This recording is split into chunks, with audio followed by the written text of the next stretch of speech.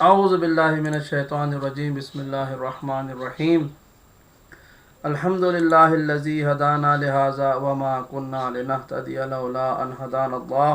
لقد جاءت رسل ربنا بالحق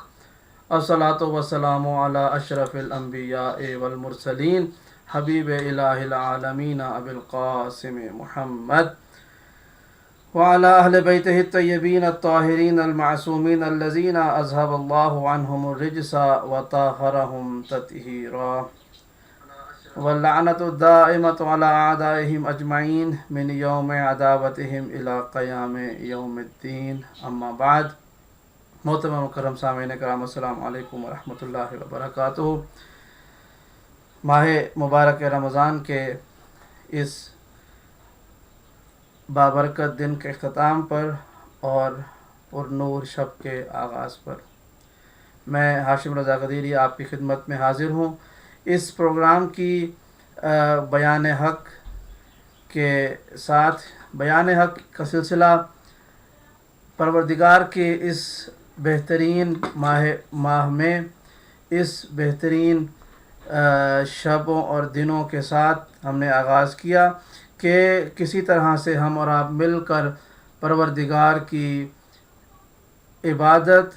اس طرح کریں کہ جس طرح سے عبادت کرنے کا حق ہے.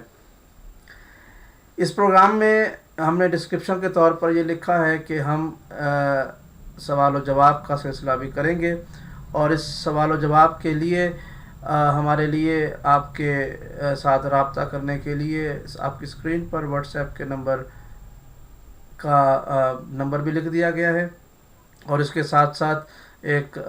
کیو آر کوڈ بھی لکھا ہوا ہے. آپ اس کو اسکین کر سکتے ہیں اپنے فون سے، تو یہ آپ کو واٹس ایپ پر لے جائے گا جہاں سے آپ ہمیں ڈائریکٹ کال کر سکتے ہیں. ہمیں پچھلے پروگرام میں ایک سوال کیا گیا تھا، وہ ہمارا دیکھنے والوں نے سوال کیا تھا کہ قضائے عمری ماہ مبارک رمضان میں قضائے عمری کا ایک طریقہ کار وضع کیا گیا ہے جو مختلف کتابوں میں ملتا ہے اعمال وغیرہ کی، کہ آپ کوئی ایسی عبادات انجام دے دیں، کوئی ایسے نوافل یا ایسی نمازیں ادا کریں کہ آپ کی قضائے عمری یعنی جتنی آپ کی نمازیں باقی ہیں وہ ساری ادا ہو جاتی ہیں. تو مختلف علماء کے بیان بھی ہم نے دیکھے ہیں، کچھ افراد کے جو صاحبان منبر ہیں ان کے خطبات بھی ہم نے سنے ہیں، جس پر وہ یہ زور دے رہے ہوتے ہیں کہ فلاں کام کر لیں مختصر سا تو آپ کی قضائے عمری ہو جائے گی، یعنی جتنی نمازیں آپ کی رہتی ہیں قضا وہ ساری ادا ہو جائیں گی. اور اس میں سب سے فاسٹ سب سے تیز طریقہ بتایا گیا ہے کہ آپ جو بھی شب قدر آنے والی ہیں، شبۂ قدر میں جو آخری عشرے کی طاق راتیں ہوتی ہیں، یعنی 19 ماہ مبارک رمضان سے لے کر آخری دن تک، آخری شب تک جتنی بھی طاق راتیں ہوتی ہیں انہیں شبۂ قدر کہا جاتا ہے، کہ جن میں قرآن کے نزول کے آغاز کا احتمال ہے. کسی ایک شب میں قرآن کا نزول شروع ہوا تھا، تو لہٰذا ایک عام بات یہ معروف کر دی گئی کہ اگر کوئی شخص ان دنوں میں 3 دن کی نمازیں اپنی، بعض جگہوں پر 5 کی اور بعض میں 7 تک کی نمازیں کہا گیا ہے، کہ اگر آپ بعض میں 9 بھی کہا گیا ہے کہ اگر آپ یہ نمازیں مثلا 3 یا 5 یا 9 دن کی نمازیں آپ ادا کر دیں گے تو اس سے یہ ہوگا کہ آپ کی جتنی بھی پرانی نمازیں رہتی ہیں وہ ساری قضا جو ہے وہ معاف ہو جائے گی. یاد رکھیے گا ایسا کچھ نہیں ہے. ایک نماز جو قضا ہوئی ہے اس کی قضا یہی ہے کہ آپ اس کو ادا کریں، یعنی جو نماز چھوٹ گئی تھی اس کی ادا یہی ہے کہ آپ اس کو پورا کریں گے قضا کی نیت سے. یہ آپ کو کرنا ہی کرنا ہے. یہ نہیں ہو سکتا کہ آپ نمازیں تو آپ کی مثلاً 1 سال کی رہتی ہوں اور آپ یہ سمجھیں کہ 3 دن کی نمازیں پڑھ کے ہماری قضائے عمری ہو جائے گی. قضائے عمری نام کی کوئی شے نہیں ہے.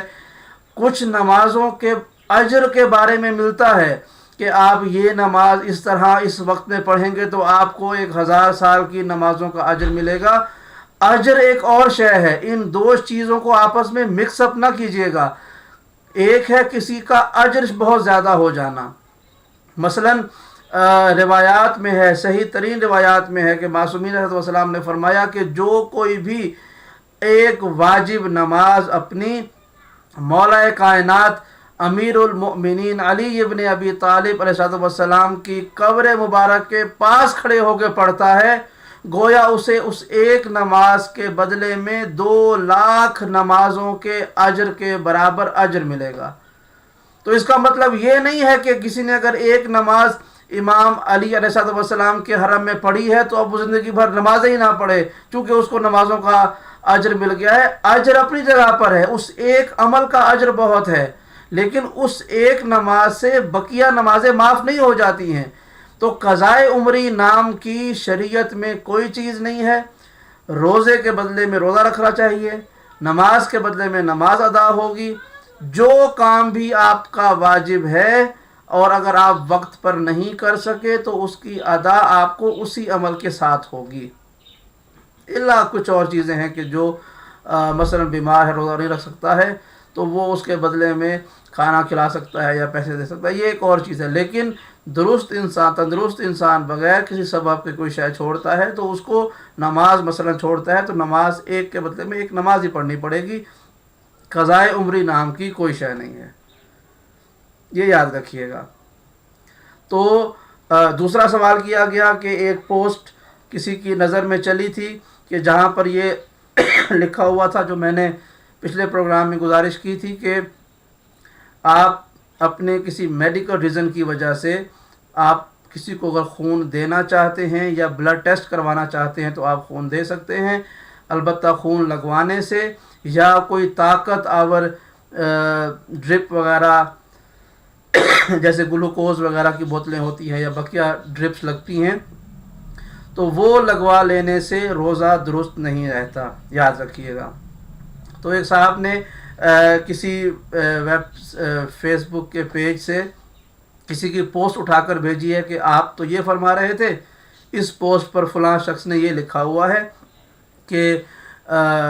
ड्रिप वगैरह लगवाने से रोज़ा नहीं टूटता है। तो गुजारिश ये है कि वो बेसरोपा पोस्ट थी। हकीकत ये है कि हर वो शय जो जिस्म को ताकत पहुंचाने का बायस बनती है, चाहे वो ज़ुबान के ज़रिए हल्क में जाए या बैरूनी तरीके से जिस्म में दाखिल गए मसलन ब्लड के ज़रिए, तो वो उससे रोज़ा दुरुस्त नहीं रहता है। ये याद रखिएगा। यहाँ तक हमारी बात चली हमारे रोज़े के अहकामात के हवाले से। एक और सवाल हमारे पास आया था कि रोज़े की हालत में मेहंदी, जो हमारी माएँ बहनें मेहंदी लगवाती हैं, तो उसके बारे में क्या हुक्म है। तो मेहंदी का कोई एज सच फ़र्क नहीं पड़ता रोज़े के ऊपर। मेहंदी जब तक गीली रहती है, जिस्म के ऊपर रहती है, हाथों के ऊपर, तो उसकी वजह से आप वज़ू या गुस्ल नहीं कर सकती, क्योंकि उसकी वजह से पानी आपके जिस्म तक नहीं पहुंचता है, यानी आपकी स्किन तक नहीं पहुंचता है। लेकिन जब वो खुश्क होकर उतर जाती है तो उसके बाद वो आपकी स्किन के नीचे चली जाती है, अपर लेयर के अंडरनीथ चली जाती है, जिसकी वजह से वो पानी के बहाव में रुकावट नहीं बनती है। इसलिए मेहंदी लगाने से आपका वज़ू भी हो जाता है जब वो खुश्क होकर उतर जाती है उसके बाद, और इसी तरह से उसका रोज़े के साथ कोई ताल्लुक़ नहीं है। रोज़े की सेहत पर मेहंदी के लगाने या ना लगाने से कोई फ़र्क नहीं पड़ता है। ये तीसरी बात। चौथी बात, मेकअप के हवाले से हमारी ख़वातीन, हमारी माएँ बहनें जो मेकअप करती हैं तो ये भी, इसका फ़लसफ़ा भी बिल्कुल ऐसे ही है कि अगर वो चेहरे पर लगा हुआ है या हाथों पर कोई ऐसी शय लगी हुई है जिसकी वजह से पानी जिल्द तक नहीं पहुंच सकता, तो वो करना उस वक्त वज़ू के लिए उसको उतारना लाजमी है। उसके होते हुए वज़ू दुरुस्त नहीं है, लेकिन रोज़े की सेहत में इससे कोई फ़र्क नहीं पड़ता है, तो याद रखिएगा। बहरहाल ये आज के सवालात थे जो हम तक पहुँचे थे। हम इंशाअल्लाह इस पर बस्ती गुफ्तगू जारी रखेंगे। हमारा जो मौजू कलाम है, जो मौजू और जिस पर हम बात कर रहे थे, वो माह मुबारक रमज़ान और हमारे अकायद। देखिए, हकीकत अम्र इंसान को किसी सूरत में नहीं भूलनी चाहिए। इंसान का जो असल है, असल जो इंसान की है, وہ انسان کے پاس صرف دو چیزیں ہیں، ایک اس کا عقیدہ، ایک اس کا عمل۔ ان الذین آمنوا وعملوا الصالحات، ایک یہ وہ افراد کے جو ایمان لائے، دوسرا کہ وہ جو نیک اعمال کرتے ہیں۔ یہ دو چیزیں انسان کی زندگی کا حاصل و حصول ہیں، کامیابی کا راز ہیں، کہ ایک وہ ایمان کیا رکھتا ہے، دوسرا یہ کہ وہ عمل کیا کرتا ہے۔ ایمان اس لیے پہلے ہے اس آیت میں بھی، اور جہاں جہاں پر بھی عمل کی بات ہوئی ہے وہاں پر عمل سے پہلے ایمان آیا ہے۔ ایمان لاؤ، ایمان لاؤ، ایمان لاؤ۔ ایمان عمل سے پہلے ہے، یاد رکھیے گا۔ ایمان کے بغیر عمل کی کوئی حیثیت نہیں ہے۔ یہ ایک کنٹروورشل بات میں آپ کے سامنے بیان کرنے لگا ہوں کہ عمل اپنی ذات میں اچھا ہو سکتا ہے، یعنی فی ذات ہی عمل بڑا اچھا ہو سکتا ہے، لیکن اگر ایمان اس کی بیک پر نہیں ہے تو اس عمل کا کوئی فائدہ نہیں ہے۔ یعنی مثال کے طور پر آپ کو جب ایک شخص ہے، مثلا عیسائی ہے، آپ کا دوست ہے، آپ کے ساتھ رہتا ہے، ہندو ہے، کوئی غیر مسلم اور ہے، بڑے اچھے تعلقات ہیں، پڑوس میں رہتا ہے اور سب بڑا اچھا چل رہا ہے، وہ اپنے ہندو مذہب پر یا عیسائی مذہب پر قائم ہے، لیکن جب آپ کے ساتھ آپ نے اس کو بتایا کہ میں صبح صبح اٹھتا ہوں، نماز پڑھتا ہوں، وضو کرتا ہوں، نماز پڑھتا ہوں، تو اس وجہ سے مجھے خیر و برکت عطا ہوتی ہے، میرا رزق بہت چل رہا ہے، خدا مجھے انعام بہت دے رہا ہے، کیوں؟ کہا کہ اس لیے کہ میں نماز فجر ٹائم سے پڑھتا ہوں۔ تو اگلے دن وہ اٹھا، وہ ہندو، اس نے پہلے جا کر اپنے بھگوان کو پھول چڑھائے، پھر اس کے بعد آ کے آپ کے ساتھ کھڑا ہو گیا نماز پڑھنے کے لیے۔ تو وہ جو عمل آپ کرتا دیکھیں گے نا، بڑے خوش ہو جائیں گے، واہ جی واہ، کیا بات ہے کہ ہم نے ایک ہندو کو بھی نماز پڑھنے پہ لگا دیا، لیکن اس ظاہری عمل کا کوئی فائدہ نہیں ہے، کیونکہ جو اس کے پیچھے کا عقیدہ ہے وہ اس کا نہیں ہے۔ جب ہم کہتے ہیں اللہ اکبر، یا ہم کہتے ہیں اشہد ان لا الہ الا اللہ اذان میں یا اقامت میں، یا ہم گواہی دے رہے ہوتے ہیں پروردگار کے وحدانیت کی اپنے نماز کے مختلف ارکان میں، تو اس میں اگر وہ شخص کو پتہ ہی نہیں ہے وہ کیا کہہ رہا ہے، اس کا عقیدہ ہی نہیں ہے، تو اس عمل کا ظاہری خوبصورت ہونا الگ بات ہے، حقیقت میں اس عمل کے ہونے کا کوئی فائدہ نہیں ہے۔ یاد رکھیے گا، کیوں؟ کیونکہ اس کے پیچھے کا عقیدہ نہیں ہے۔ تو انما الاعمال بالنیات، رسول خدا کا یہ فرمان مبارک رہتی دنیا تک کے لیے موجود ہے کہ جو عمل ہوگا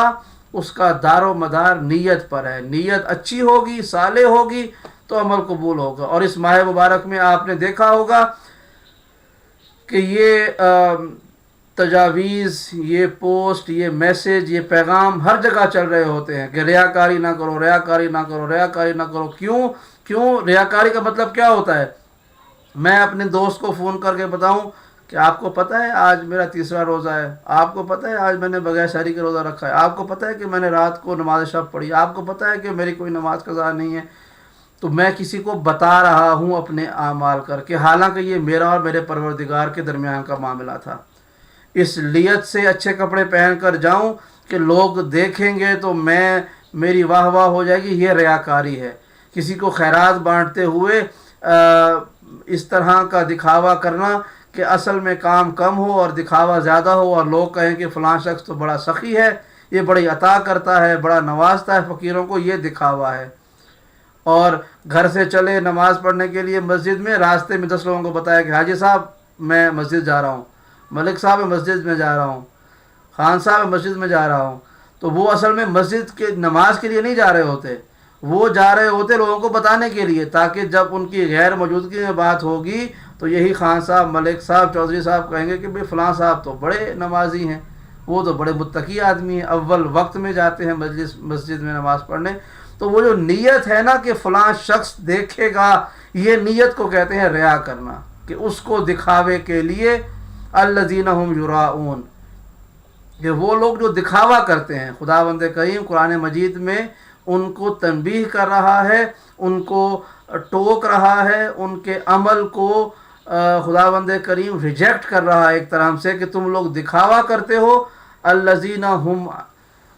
अन सलातहिम साहून अल्लज़ीना हुम युराऊन, वो जो अपनी नमाज़ों को भूल जाते हैं और जो रियाकारी करते हैं। वो यमनाउन अलमाउन, और वो मांगने वालों पर कुछ अता नहीं करते। तो बहरहाल रियाकारी एक ऐसा काम है कि जो किसी सूरत में काबिल कबूल नहीं है। हत्ता कि कोई नेक काम भी आप कर दें, मस्जिद बनवा दें, कुरान मजीद छपवा दें,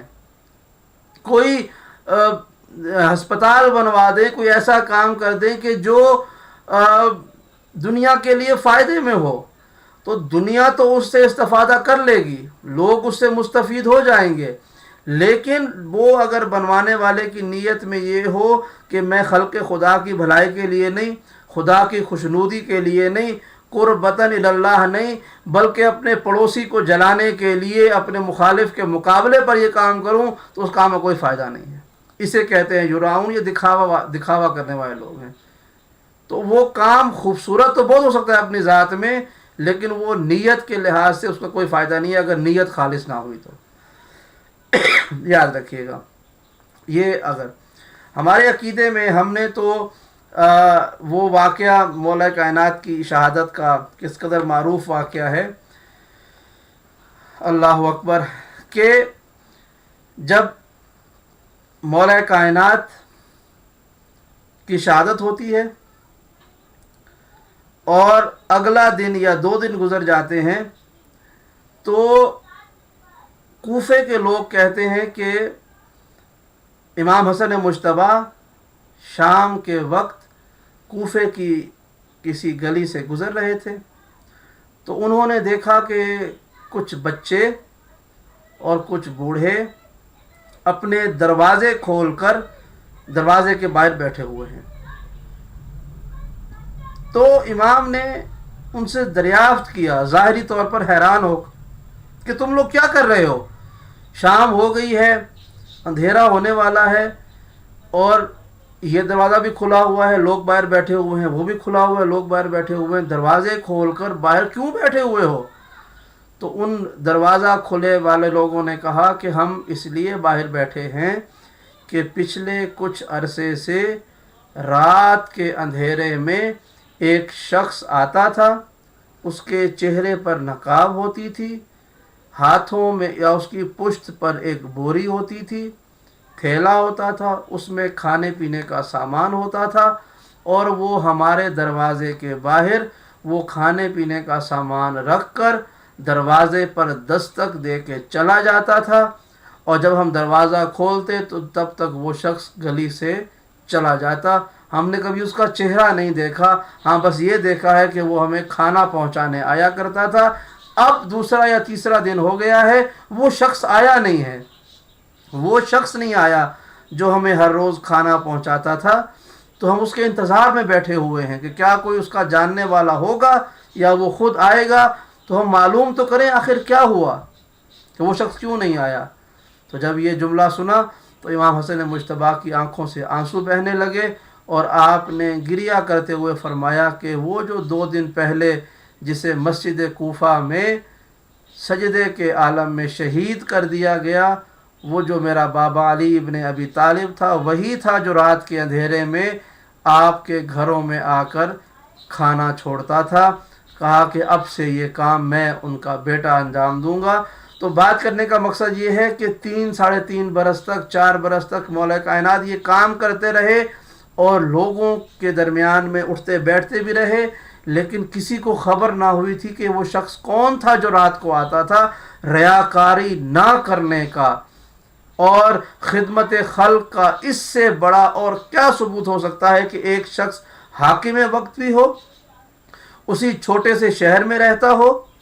और उसी शहर के लोगों को वो कई साल तक बग़ैर ऐलान किए उनको रिस्क पहुंचाता रहा हो,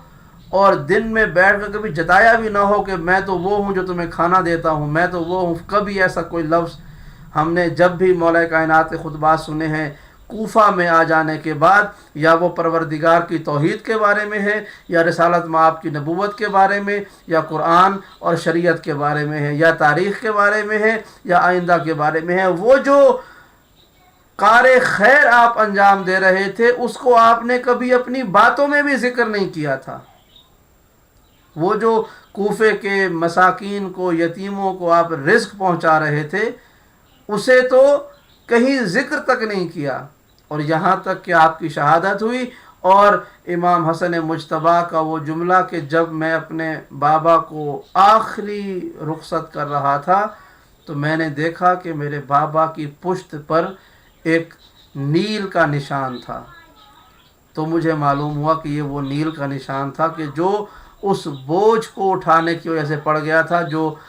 غریبوں اور مسکینوں کو کھانا پہنچانے کے لیے میرے بابا اٹھایا کرتے تھے۔ دنیا تلاش کرتی ہے، آج ہم نے دیکھا ساری دنیا میں مختلف افراد، چیریٹیز، ادارے، ٹرسٹ اپنے اپنے طور پر کوئی سستے بازار لگا رہا ہے، کوئی دسترخوان لگا رہا ہے، کوئی کھانا پہنچا رہا ہے، کوئی راشن کے بیگ پہنچا رہا ہے۔ بڑا اچھا کام ہے، نیک کام ہے، لیکن یا تو کوئی لوگوں سے، صاحبان ثروت سے مانگنے کے لیے بتاتا ہے کہ بھائی ہم یہ کام کرتے ہیں لہٰذا ہمیں پیسہ دو، یا کوئی تقسیم کرتے ہوئے لوگوں کو بتاتا ہے کہ فلاں جگہ پر ایک سٹال لگے گا، ایک مرکز ہوگا، وہاں پر چلے جاؤ اور وہاں جا کر خیرات والا یا دسترخوان یا وہ جو کھانا ہے تمہیں مل جائے گا۔ یعنی ہر دو طرح سے لینے والے بھی اعلان کر رہے ہیں، بانٹنے والے بھی اعلان کر رہے ہیں۔ بانٹنے والی جگہ کا اعلان کیا جا رہا ہے، تصویریں بن رہی ہیں،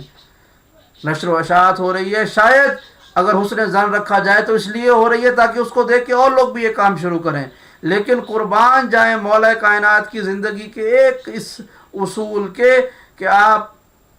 لوگوں کو رزق بانٹتے بھی رہے اور کبھی دبے الفاظ میں اشارتاً کنایتاً ذکر بھی نہیں کیا کہ میں یہ کام کر رہا ہوں۔ کہاں سے لائیں گے دوسرا علی جیسا؟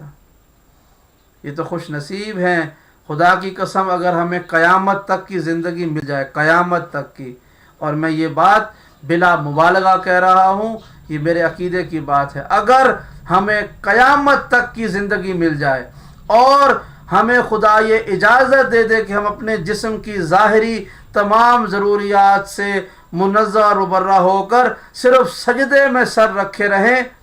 تو ہمارا سجدے میں سر رکھنا اس شکر کے لیے پروردگار کی بارگاہ میں کہ اس نے ہمیں علی جیسا امام دیا ہے اور ہمیں علی کی ولایت پہ قائم رکھا ہے، ہم اس کا بھی شکر ادا نہیں کر سکتے اگر قیامت کے دن تک بھی ہم اللہ کی بارگاہ میں سجدہ شکر ادا کرتے رہیں کہ اس نے ہمیں علی جیسا شخص، علی جیسا امام دیا ہے۔ یہ علی کی زندگی کا ایک چھوٹا سا مختصر سا ایک واقعہ کہ آپ کوفے کے شہر میں خیرات تقسیم کر رہے ہیں اور کوئی شخص جانتا نہیں کہ یہ کون ہے۔ اسی طرح کا ایک اور واقعہ آپ نے سنا ہوگا یقیناً کہ جب مدینے میں امام حسن مجتبیٰ کہ یہ کریم اہل بیت کے نام سے معروف تھے، امام حسن مجتبیٰ مدینے میں اپنے گھر میں یا اپنے گھر کے علاقے میں مسجد میں آپ ہر روز دسترخوان کا اہتمام کرتے تھے۔ جو افراد آپ کی خدمت میں مال و اسباب پیش کرتے، خمس کا یا دیگر اموال کہ آپ امام تھے، لوگ آپ کی خدمت میں اموال پیش کرتے تھے، تو امام کیا کرتے تھے؟ امام نے دسترخوان شروع کر دیا، دسترخوان حسن مجتبیٰ علیہ السلام۔ اور یہ ایسا دسترخوان صرف مدینے میں معروف نہیں تھا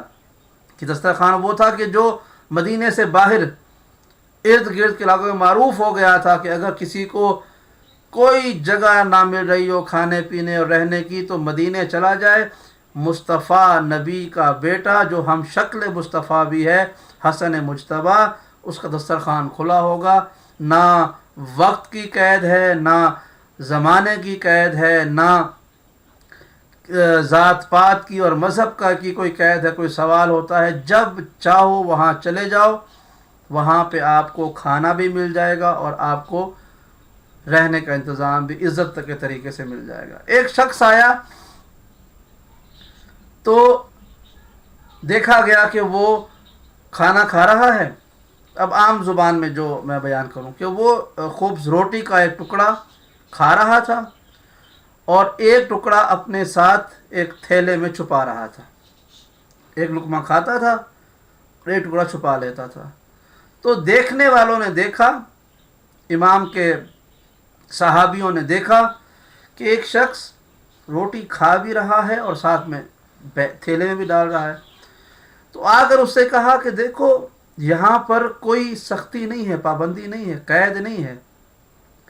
تم جتنا چاہو یہاں سے کھاؤ اور جتنا چاہے یہاں سے لے کے جاؤ. یہ کیا بات ہوئی کہ تم ایک کھا رہے ہو اور ایک چھپا لے جا رہے ہو؟ لے جاؤ جتنا لے جانا ہے، یا جس کے لیے لے کے جا رہے ہو اس کو یہاں پر لے کے آؤ، جتنا وہ چاہے کھا لے. تو اس شخص نے کہا کہ میں خود تو کھا رہا ہوں جتنا مجھے کھانا ہے. یہ میں نے ایک شخص کو دیکھا کہ جو مدینے کے ہی ایک باغ میں بیٹھا ہوا ہے اور اکیلا بیٹھا رہتا ہے. کبھی وہ قرآن پڑھتا ہے، کبھی وہ اللہ کی بات شروع کر دیتا ہے،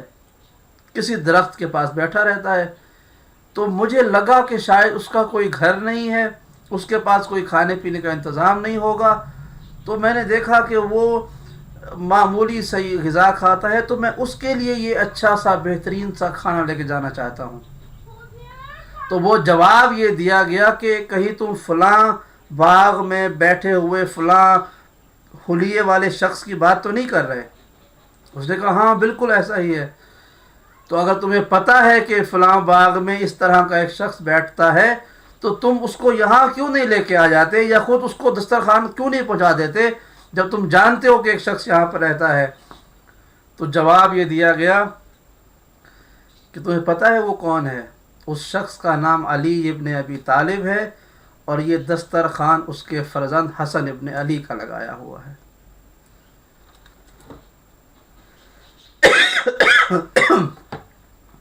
جواب دینے والوں نے کہا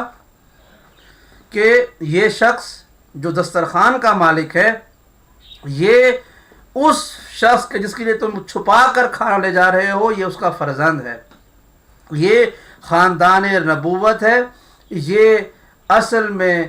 پروردگار کے صفات اور راز کے مظہر ہیں. یہ شخصیات ہم انہیں نہیں سمجھ سکتے. ان کے لیے بس یہی کافی ہے کہ باپ جو کہ اس دسترخوان کا بھی مالک ہے وہ ایک درخت کے نیچے بیٹھا ہوا ہے. اس طرح کے دیکھنے والے سمجھتے ہیں کہ شاید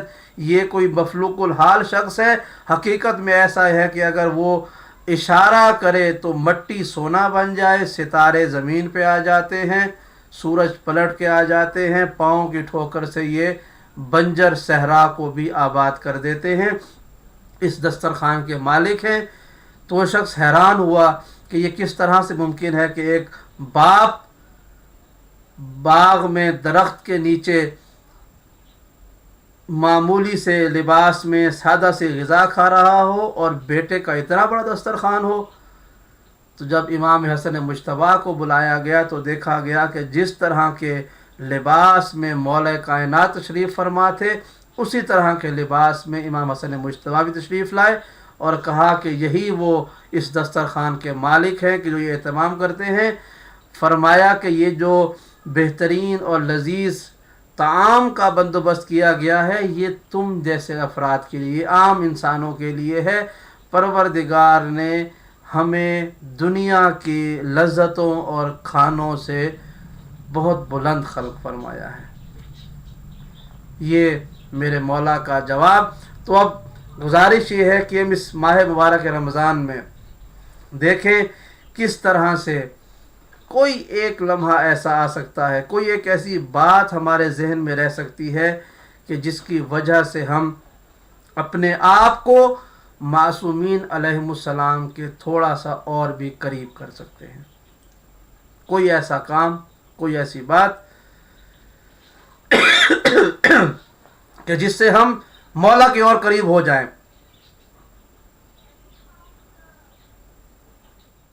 یہ ہمارے بھائی عدنان سیفی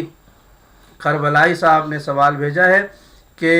سلام آغا کیا تشہد میں علی ولی اللہ پڑھ سکتے ہیں؟ عدنان سیفی کربلائی صاحب ہماری امت کا، ہماری قوم کا یہ المیہ ہے کہ ہم 1400 برس کے بعد بھی ابھی تک اس سوال پہ رکے ہوئے ہیں کہ ہم یہ تشہد میں مولا کا نام لیں یا نہ لیں۔ یہ بڑی حیرت کی بات ہے کہ ہمارے بزرگوں کو، قوم کے بزرگوں کو، کوئی میں دیکھتا ہوں بعض افراد کی تقاریر، تو ہمارے قوم کے بزرگ 50 سال کی، 60 سال کی عمر ہو چکی ہوتی ہے، اور وہ اس بات پر زور لگا رہے ہوتے ہیں کہ نماز ایسے پڑھنی ہے، اور ان کے مقابلے پہ اسی عمر کے افراد بڑی شد و مد سے زور لگا رہے ہوتے ہیں کہ نماز ایسے نہیں، ایسے پڑھنی ہے، اس کی درست ہے، اس کی غلط ہے، جو یہ پڑھتا ہے اس کی جائز ہے، جو نہیں پڑھتا اس کی باطل ہے۔ یعنی یہ اس قوم کی حالت بیان کر رہا ہوں کہ جس کے امیر نے کہا تھا کہ سلونی سلونی، جس کے امیر کے بارے میں رسول نے فرمایا تھا کہ انا مدینۃ العلم وعلی بابھا۔ تو ہم کتنی نالائق قوم ہیں کہ وہ جو علم کا دروازہ تھا، وہ جو علم کے شہر کا وارث تھا، جو خدا کے علم کا وارث تھا، اس کے ماننے والے 1400 برس سے ابھی تک اپنی نماز پہ الجھے ہوئے ہیں کہ ہم یہ کام کر سکتے ہیں یا نہیں کر سکتے۔ اور دوسرا جملہ اس کے سوال کے جواب میں بیان کر دوں کہ مولا کائنات کا نام عبادتوں کی زینت ہے۔ میں اس شخص سے شدید اختلاف رکھتا ہوں، اور یہ میرا حق ہے اور میں اس اختلاف رکھوں گا، کہ جو یہ کہے کہ مولا کائنات کے ذکر سے کسی عبادت میں خلل آتا ہے۔ کوئی عبادت مولا کائنات کے نام سے اگر باطل ہوتی ہے تو وہ عبادت ہی نہیں ہوتی ہے۔ یہ یاد رکھیے گا، سختی نہیں ہو سکتی کسی جگہ پر۔ اس سے میرا اختلاف تھا، ہے اور رہے گا اگر کوئی شخص یہ بیان دیتا ہے۔ باقی اختلاف، احترام اپنی جگہ پر، کسی شخص کی علمی خدمات ہے، ہم احترام کریں گے، لیکن عقائد کے حوالے سے جہاں پر بات ہوگی، اور پھر خاص طور پر شریعت کے احکامات میں اگر کوئی سوال ہوگا، تو ایسے بہت سارے علماء موجود ہیں کہ جو ہمارے اس جو میں نے ابھی بیان دیا اس کی تائید وہ فرماتے ہیں اپنے اپنے نظریات فتاویٰ کے ذریعے۔ تو جو میرا جواب ہے وہ یقیناً آپ تک پہنچ گیا ہے کہ مولا کائنات کا نام عبادت کی زینت ہے، عبادتوں کو وہ خوبصورت کر دیتا ہے، اور خوبصورت عبادت اللہ کی بارگاہ میں قبول اور مقبول ہوتی ہے۔ بہت شکریہ آپ کا۔ خوشی ہے جوادی صاحب قبلہ ہمارے واجب الاحترام دوست ہیں، بھائی ہیں، ذاکر اہل بیت ہیں، ہم دعا گو ہیں آپ کے لیے، آپ کی سلامتی کے لیے، پروردگار آپ کو اپنی حفظ و امان میں رکھے۔ اچھا، یہ ہمارے دوست نے کہا ہے کہ آپ کی چینل پر ہندی میں لکھا آ رہا ہے۔ بھائی مجھے نہیں پتہ ہندی میں کیا لکھا آ رہا ہے، کسی نے کوئی کامنٹس کیے ہیں یا مجھے نہیں پتہ ہندی میں کیا لکھا آ رہا ہے۔ میں ہندی نہیں جانتا ہوں، لکھنا پڑھنا ہندی سے میں بالکل ناواقف ہوں، لہٰذا اس کے لیے میں معذرت چاہتا ہوں۔ جو بھی لکھا ہوا آ رہا ہے آپ سمجھ سکتے ہیں تو آپ پڑھ لیں، اچھا ہے تو سبحان اللہ کہہ دیں، اچھا نہیں ہے تو استغفر اللہ کہہ دیں، اور اس کے علاوہ میں کیا کہہ سکتا ہوں۔ مجھے ہندی میں لکھنا پڑھنا نہیں آتا ہے، میں اس کے لیے بہت معذرت چاہتا ہوں۔ بہرحال میں اس پروگرام کے اختتام سے پہلے دو اہم گزارشات جو کہ ہمارے عقیدے کے متعلق ہیں وہ میں بیان کر دوں۔ یہ رمضان کا مہینہ ہمارے لیے بڑی رحمتوں اور برکتوں کا مہینہ ہے۔ اس سے ہمارے بعض افراد شاید اختلاف بھی کریں، لیکن حق بات ہے، چاہے وہ آپ کو اچھی لگے یا بری لگے۔ جیسے ہی اس مہینے کا چاند نظر آتا ہے، اعلان ہوتا ہے کہ رمضان کا چاند نظر آ گیا، تو اس پہ یہ ہوتا ہے کہ مختلف افراد نے رمضان کا چاند دیکھتے ہی یہ میسیج بھیجنا شروع کر دیے کہ امام حسین کی یتیمی کا مہینہ شروع ہو گیا، جناب زینب سلام اللہ علیہ کی یتیمی کا مہینہ شروع ہو گیا، اور شیعہ لوگ جو ہے وہ مبارکباد دے رہے ہیں، یہاں تک کہ مبارکباد دینے والوں کو لعنت ملامت بھیجی گئی، رمضان مبارک، رمضان کریم کہنے والوں کو برا بھلا کہا گیا، اس لیے کہ کسی نے رمضان المبارک کا میسیج بھیج دیا۔ تو اس کے جواب میں یہ کہا گیا کہ اس مہینے میں تو جناب زینب کبریٰ سلام اللہ علیہ اور مولا کائنات کے دیگر بچے جو ہیں وہ یتیم ہوئے تھے، تو یہ کیسے شیعہ ہیں؟ بات سنیے، جو ہم سے زیادہ مولا کائنات کے قریب ہے نا، ہم ان کا قول بیان کر دیتے ہیں۔ چھٹے امام حضرت امام جعفر صادق علیہ الصلوۃ والسلام سے، اور یہی الفاظ روایت میں پانچویں امام سے بھی ہیں، لیکن بہرحال انہی معصوم خانوادے سے یہ الفاظ بہت معتبر ترین ذرائع کے ساتھ منسوب ہیں۔ فرماتے ہیں کہ شیعہ کون ہوتے ہیں؟ کہا کہ شیعہ وہ ہیں جو ہماری خوشی میں خوش ہوتے ہیں، ہمارے غم میں غمگین ہوتے ہیں۔ رمضان کے مہینے کی برکتیں اور رحمتیں ہمارے معصومین کے اقوال میں، ان کے فرامین میں جگہ جگہ ملتی ہیں، تو اس مہینے کی عظمت اور برکتوں سے ہم لوگ نظر انداز اس کو نہیں کر سکتے۔ 10 ماہ رمضان حضرت خدیجہ کبریٰ سلام اللہ علیہا کی وفات کا دن ہے، تو اس دن خوشی منانا حرام ہو جائے گا۔ ظاہر ہے کہ ام المعصومین کی وفات کا دن ہے، جناب خدیجہ کبریٰ کی رحلت کا دن ہے، تو وہ اس دن غم کرنا واجب ہے۔ لیکن اس کے 4 دن کے بعد وہ شخص دنیا میں آتا ہے، وہ ہستی دنیا میں آتی ہے کہ جس کے آنے کی وجہ سے وہ جو سورہ کوثر کا مصداق تھا جناب سیدہ کا وجود مبارک، اس کی تفسیر مکمل ہو جاتی ہے۔ روئے زمین پر رسول خدا محمد مصطفیٰ صلی اللہ علیہ وآلہ وسلم کا سب سے پہلا ہم شکل، مولا کائنات کا بڑا فرزند اور مسند امامت کا دوسرا چاند، فلک امامت کا وہ مالک آقا مولا کے جسے کریم اہل بیت کہا جاتا ہے، یعنی امام حسن مجتبی علیہ الصلوۃ والسلام، ان کی زمین پہ تشریف آوری کا دن ہے۔ تو اب آپ ایمان سے بتائیے گا کہ جب امام حسن مجتبی تشریف لائے ہوں گے، جناب سیدہ کے دل میں کس قدر خوشی اور مسرت کا اظہار ہوا ہوگا،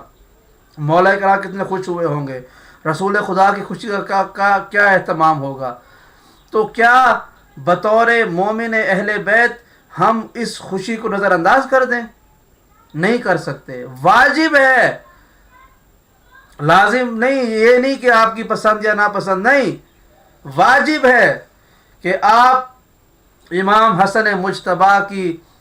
ولادت باسعادت ظہور پر نور کے موقع پر اس دن پر آپ خوشی منائیں، گھر میں دسترخوان سجائیں، افطاری کا بڑا اہتمام کریں، لوگوں کو افطاریوں کی دعوت دیں، بچوں کو تحفے دیں، اچھے لباس پہنیں، تاکہ پتہ چلے کہ اس گھر میں کوئی خوشی ہوئی ہے۔ اور پھر اس کے بعد یہ خوشی ختم ہوتی ہے، 1-2 دن کے بعد آپ کیا دیکھتے ہیں، 19 رمضان آ جاتی ہے۔ 19 رمضان، 20 رمضان، 21 رمضان، یہ غم کے دن ہیں۔ اس دنوں میں، ان شبوں میں غم کرنا واجب ہے۔ اب وہ خوشی ختم ہو گئی امام حسن مجتبی کی جو منا رہے تھے، اب غم کی شب آ گئی ہے۔ یہ غم، خوشی، غم، یہ کیوں ہو رہا ہے ہمارے ساتھ؟ یہی تو اصل میں امتحان ہے کہ اصل میں امیر المومنین کے اس خانوادہ اہل بیت کے ماننے والے کون ہیں۔ یہ اصل میں امتحان ہے کہ آپ ایک لمحے میں غم زدہ ہوتے ہیں کہ اس خانوادے میں غم کا دن ہے، اگلے دن آپ خوش ہو جاتے ہیں کہ اس خانوادے میں خوشی کا دن ہے، پھر دوبارہ غم کرتے ہیں کہ اس میں غم آ گیا ہے۔ اور یہی تو قول ہے میرے مولا کا کہ ہمارے شیعوں کی نشانی یہ ہے کہ ہماری خوشیوں میں خوش ہوتے ہیں، ہمارے غموں میں غمگین ہوتے ہیں۔ تو اگر ہم یہ چاہتے ہیں کہ اپنی زندگیوں کو ایک کامیاب مومن کی زندگی کے طور پہ بسر کریں، تو ہمارے لیے لازم اور واجب ہے کہ ہم اس طرح سے اپنی خوشیوں اور غموں کو تقسیم کریں جس طرح سے خانوادہ اہل بیت کی خوشیاں اور غم تقسیم ہوئے ہیں، یعنی جو ان کی خوشیاں ہیں اس پہ خوش ہونا ہے، جو ان کے غم ہیں اس میں ہمیں غمگین ہونا ہے۔ اس کے علاوہ کوئی اور چارہ نہیں ہے۔ اپنی مرضی سے آپ ہاں غم کا دورانیہ بڑھا سکتے ہیں، آپ کوئی مسئلہ نہیں ہے، آپ 19 کی بجائے 18 کو، 17 کو، 16 کو شروع کر لیں امام کی یاد میں، اور اس کے بعد چلتا رہے سلسلہ، بے شک آخر رمضان تک آپ غم کرتے رہے، کوئی مسئلہ نہیں ہے۔ عید کے دن ہمارے یہاں پہ یہ رواج ہے ہمارے یہاں پر یہ رواج ہے کہ عید کے دن عید کی نماز کے بعد میں خود اس کا حصہ ہوں کہ عید کی نماز کے بعد ہم لوگ کچھ دیر مصائب بیان کرتے ہیں. عید الفطر آتی ہے تو مولا کائنات کی شہادت کو دوبارہ یاد کرتے ہیں، اور عید الاضحیٰ آتی ہے تو جناب مسلم بن عقیل یا امام حسین علیہ السلام کے غم کو ہم یاد کرتے ہیں. تو یہ عید میں ان مصائب کا ذکر کر کے ہم اصل میں یہ پیغام دیتے ہیں کہ اگرچہ آج کے دن ہم خوشی منا رہے ہیں لیکن ہمارے دلوں میں غم اہل بیت تازہ اور زندہ ہے. بالکل یہی صورتحال ہے. آپ آل محمد کی خوشیوں میں خوشی منائیں، ان کے غموں میں غمگین ہو جائیں، یہی اصل میں محبت اور غلامی کا تقاضا ہے. اور کامیاب شخص بھی وہی ہوتا ہے. مومنین کرام کے جو اس خانوادے کے ساتھ جڑا رہتا ہے اور اس خانوادے کی خوشی میں خوش ہے اور غمی میں مغموم ہے. اور یہ ہمارے آج کے پروگرام کا حصہ، اور اس میں آخر میں جانے سے پہلے یہ بیان کر دوں کہ انشاءاللہ تعالی یہ ہمارے لائیو پروگرام کا سلسلہ اسی ماہ مبارک میں جاری رہے گا، اور اس کے بعد بھی آپ ہماری اسکرین پر یہ نمبر بھی دیکھ سکتے ہیں، اور اس کے ساتھ یہ ایک QR کوڈ ہے، آپ اس کو اسکین کریں گے اپنے فون پر تو یہ آپ کو ہم سے متصل کر دے گا. آپ ہمیں اپنے سوالات کمنٹس وغیرہ میں بھیج سکتے ہیں انشاءاللہ تعالی. اور